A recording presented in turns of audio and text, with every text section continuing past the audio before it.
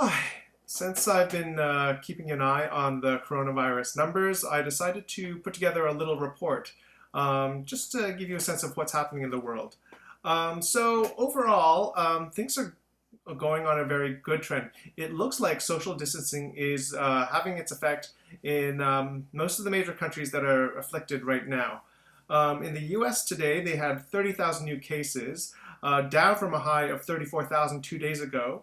We were kind of wondering what was going to happen because yesterday they only had 25,000 new cases. So I was wondering if they were going to clock down. They have gone up again, but not as high as they were 2 days ago. So we'll have to keep an eye on that situation.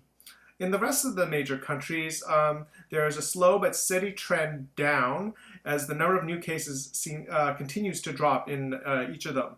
In Spain, they had 5,000 new cases today, down from a high of 7,800. Italy, they have dropped below the 4,000 mark, so they only have less than 4,000 new cases today, down from a high of 6,200 cases. Germany continues to drop down. They had a high of 6,400 at one point, and now they are down to 3,200 new cases. France is back to the 5,000 new cases level. They had the weird spike a couple of days ago where they had 23,000 new cases, but otherwise their number of new cases has stayed below 5,000. So we're going to have to keep an eye on that and see what's going on there. China, of course, has pretty much wiped out coronavirus. They have less than 100 new cases per day right now. And today social media was flooded with pictures as they have dropped the travel bans and tourists are going out and getting back to regular life. Iran continues to clock downwards as it had 2,200 new cases today, down from a high of 3,200.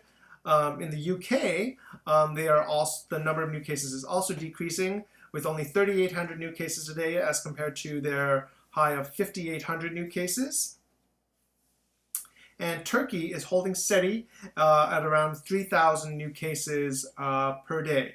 So that's all good news because it shows that most of the countries are not increasing at an exponential rate, which are the signs of the initial part of an outbreak. Switzerland, of course, not a huge country. They only had 563 new cases, down from a high of 1,300. Then back at home in Canada, we had 1,155 new cases today, which is good.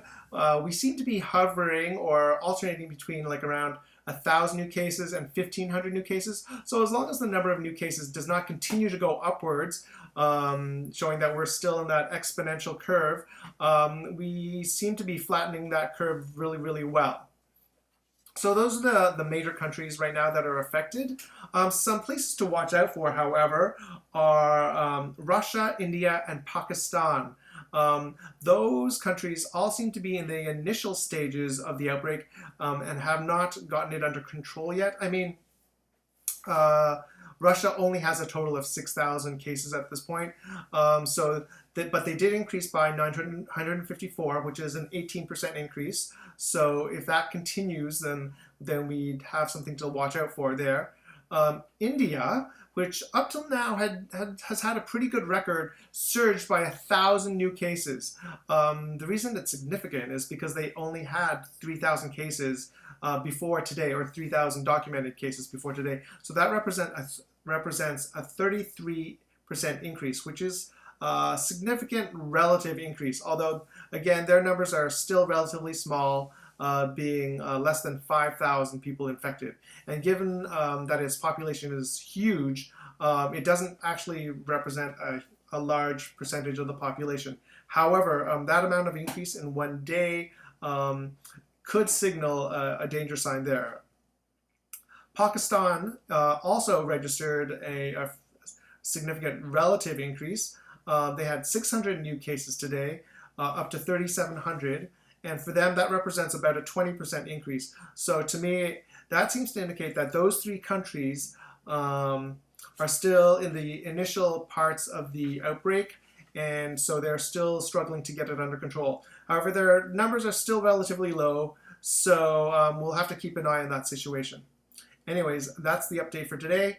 Hopefully that was useful.